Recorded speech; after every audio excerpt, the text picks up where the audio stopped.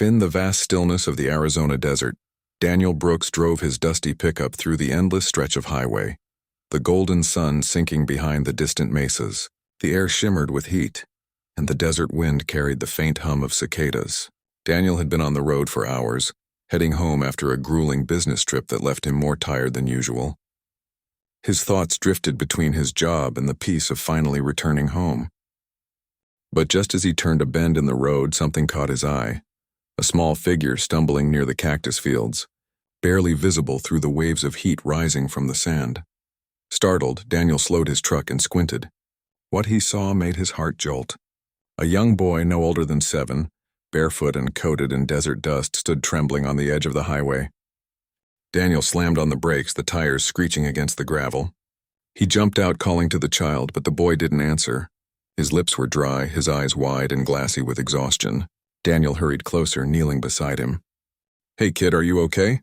he asked, his voice trembling slightly. The boy blinked, his small chest rising and falling rapidly as he whispered, "Don't cry, Mommy. Maybe that man will help us." Those fragile words cut through Daniel's heart. He realized the boy wasn't talking to him but to someone else, someone who wasn't there. His instincts kicked in. Something was terribly wrong. Daniel quickly took off his jacket and wrapped it around the boy, shielding him from the cooling desert air. He offered him water from his canteen, watching as the boy drank desperately, his hands shaking. As Daniel tried to comfort him, his eyes scanned the horizon. The desert stretched endlessly, silent and cruel. No signs of another soul, no car, no tent, no tracks. Just the child and the whisper of the wind. Daniel reached for his radio, calling for emergency assistance. Static filled the air before a faint voice responded, promising to send a rescue team. But before Daniel could say more, the boy tugged weakly at his sleeve. His small, dry hand pointed toward the distant mountains, now dark against the orange sky. "There," he murmured.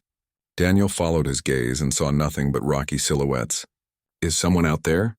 he asked softly. But the boy only nodded and closed his eyes, exhausted. Daniel felt a chill creep up his spine. Something deep inside him told him he couldn't just wait for help to arrive. Someone else might still be out there fighting to survive. The sun had nearly disappeared, leaving the desert bathed in twilight. Daniel carried the boy to his truck and wrapped him in a blanket from the back seat. He glanced once more toward the mountains. Every instinct told him to stay put, to wait for the rescue team. But he couldn't ignore the boy's silent plea.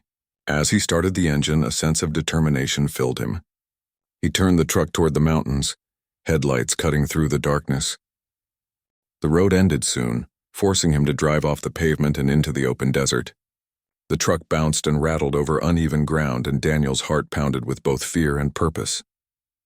As night fell completely, the desert came alive with shadows.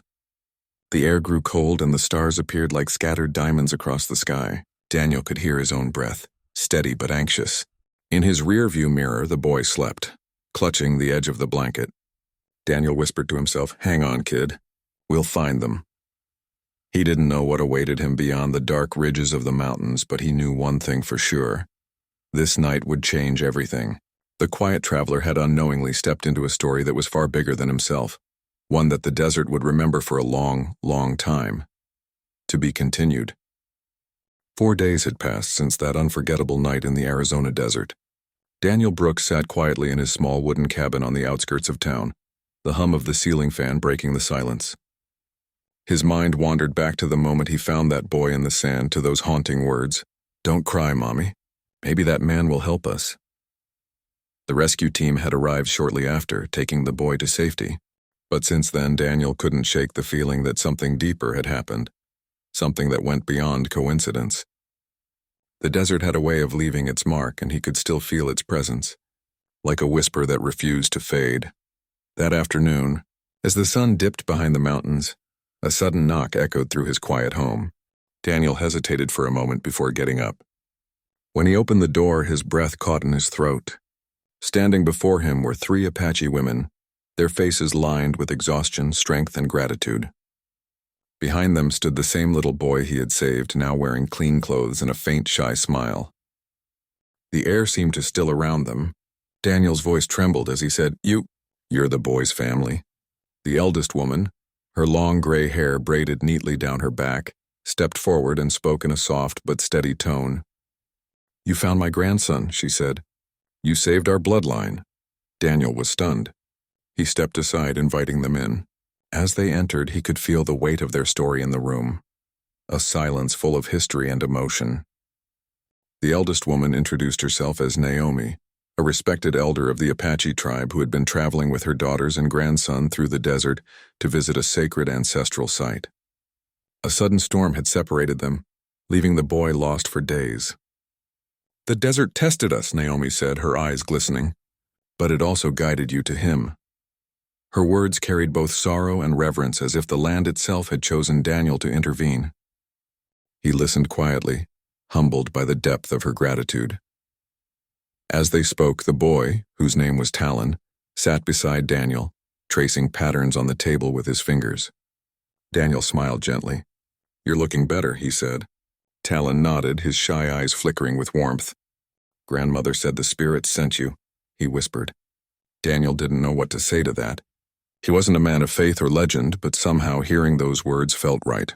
The moment was heavy with meaning, a connection that went beyond culture or belief. Naomi reached into her satchel and pulled out a small bundle wrapped in deerskin. She unwrapped it carefully, revealing a handmade necklace woven from turquoise beads and eagle feathers.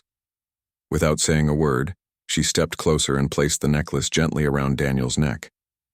"This is a gift from our people," she said softly, "a symbol of gratitude and protection.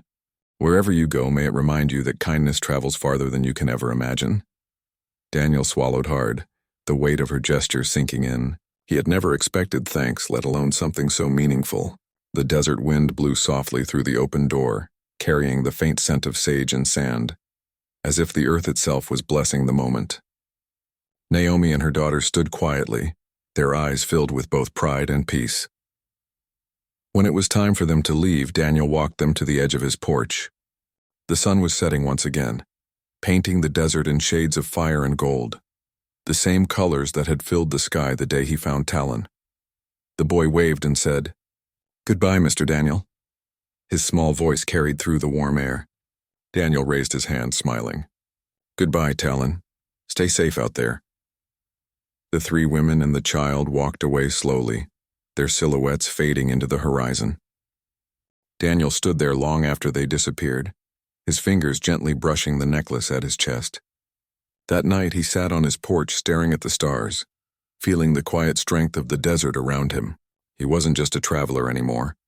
He was now a part of a story that lived beyond words, a story the desert itself would never forget.